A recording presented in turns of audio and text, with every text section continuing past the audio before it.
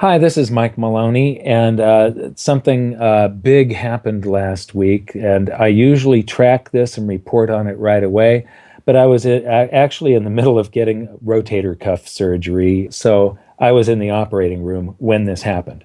But this is the commodities exchange registered gold category. So this is how many ounces of gold are available to deliver into futures contracts. On the commodities exchange, somebody sells a futures contract, there's a buyer for that futures contract, so it's between two parties to deliver gold some date out into the future at a specific price.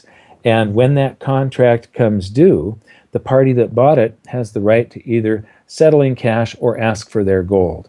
Most contracts are settled in cash, the vast, vast majority. But sometimes there's a rush on gold, and more of them are settled in gold. And what we've seen here is this isn't from people taking delivery, this enormous drop, but we've had this enormous drop here because HSBC, Scotia Makata, and Brinks, so two of the big banks, and Brinks, one of the COMEX vault depositories, took all of this inventory off of the COMEX. And to show you how drastic this is, take a look at this chart. This is a linear chart. It's going from 0 to 200, 400, 600, 800. It's not logarithmic. This is linear.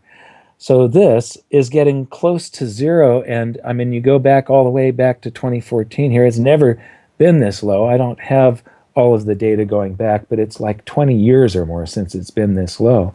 And that was when gold was at much, much lower prices than this. So the value of the gold on the COMEX, there weren't nearly as many futures contracts out there. And what this has done is caused the ratio of the number of ounces that are available for delivery into each futures contract that is open to explode. And we've been reporting on this since it exploded back in 2013. We've been covering this, and every time it has spiked, we've covered it.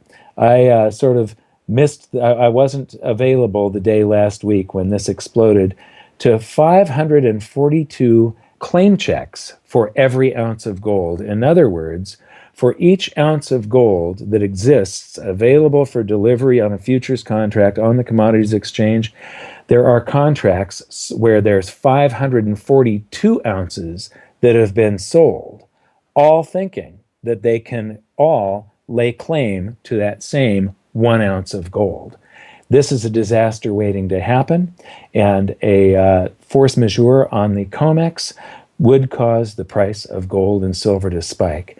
So that's the report on the current state of the COMEX. I expect they'll do something to brush this under the rug, but with inventories this low, what this is saying to me is that when these banks took all of this inventory off the COMEX, there was only two reasons.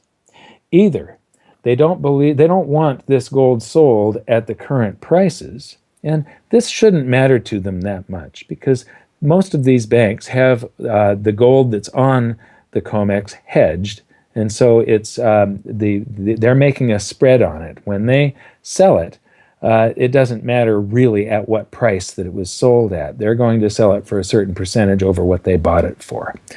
However, when they take this much off, the other reason could be that they think that there is something up in the world economy, and they are worried that the gold that they're sitting on is going to be gone when they could actually use it, when it becomes an asset that they really want to hold. So that's it for this report. Thank you very much. We'll see you next time.